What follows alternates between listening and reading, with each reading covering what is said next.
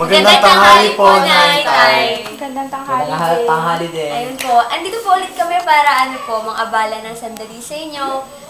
Bali, mag-aaral na lang po tayo ngayon. Usapan na lang po tayo tungkol sa mga Nay.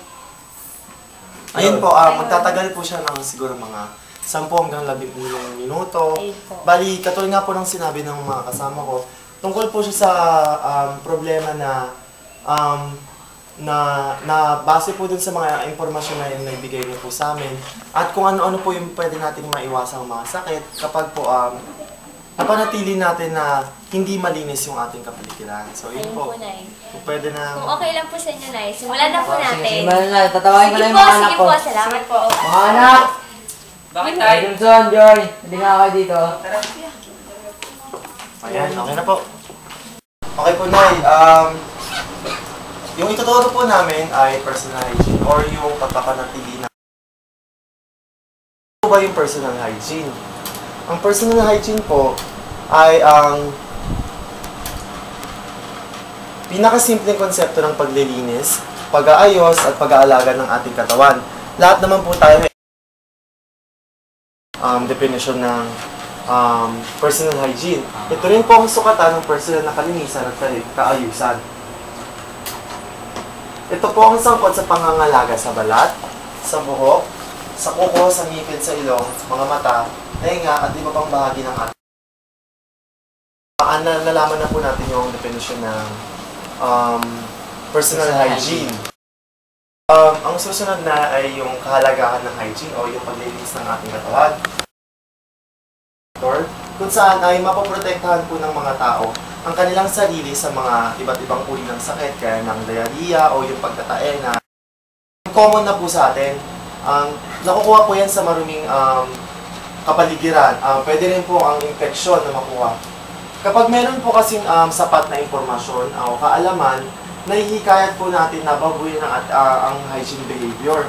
Ang pagbibigay po ng hygiene education sa mga nanay ay nagbibigay kasiguraduhan na ang mga bata ay magkakaroon ng magandang panimula sa mundo bilang malulusog na bata na isang key component sa mga maraming bansa. So yun po yung kahalagahan ng personal hygiene. Ang mga halimbawa po ng mga hygienic practices o yung mga pagsasagawa ng paglilinis ng ating katawan ay yung madalas na paghuhugas ng katawan at buhok. Andyan din po ang pagliligo, paglilinis ng bahay, at paglalabas papalit ng mga bedsheets o yung cover kama, po at pagpapapalito. Ito po. Ito yung iba't ibang pamamaraan upang mapamanatili natin na malinis yung ating mga sarili. Andyan po ang maglinis ng mukha, linisin ng ilong, tenga, linisin ng mga kamay at braso, linisin ng mga paa at binti, magputol ng kuko, ng ngipin, agahan. Nasabi na po namin kung ano yung importansya ng mga ito. Ang importante, ulitin ko lang po, ang importansya na ito ay para makaiwas po tayo sa iba't ibang uri ng mga sakit at mapanatili po natin yung maayos at magandang pamumuhay sa araw-araw. Sa kamay naman po, ang madalas na paghugas ng mga at mukha ay nakakatulong. Paghugas ng kamay pagkatapos kumamit. Ang hindi paghawak maiging paghuhugas ng kamay sa pagitan ng paghawak sa mga alagang hayop at pagkain. At ang pag-iwas sa paghawak sa mga tagyaw at pagkagat sa dali at iba pa. Medyo, ayun po, yun po yung mga ibang mga siguro nasasagawa po natin sa araw-araw na hindi natin napapansin. Na kanya, nahawakan po natin yung tagyawat natin or yung kuko natin, kinakagat natin na marumi siya. Kapag nagugas tayo ng kamay, may iwasan natin yung pagkalat ng mga iba't ibang mga sakit.